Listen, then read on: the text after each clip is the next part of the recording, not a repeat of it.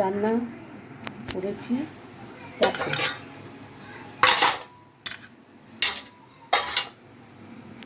ঢ্যাঁড়স পোস্ত, তরমুজ দিয়ে ডাল,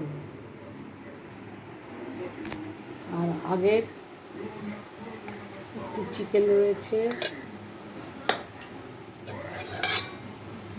একটু লাউ ডাঁটার পোস্ত আছে, আর মৌরলা মাছের চচ্চড়ি আছে।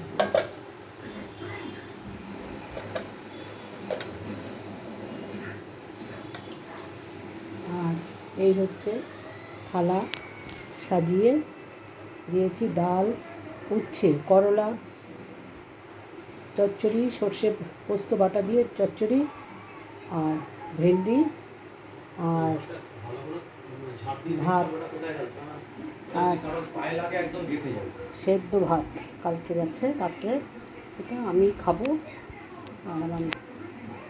আর সব একটু করলা দিয়েছি। এই হচ্ছে আজকের রান্নার আয়োজন, উপকরণ। তোমাদের কার কেমন লাগলো জানাবে অতি অবশ্যই। কমেন্ট করবে, লাইক করবে, সাবস্ক্রাইব করবে।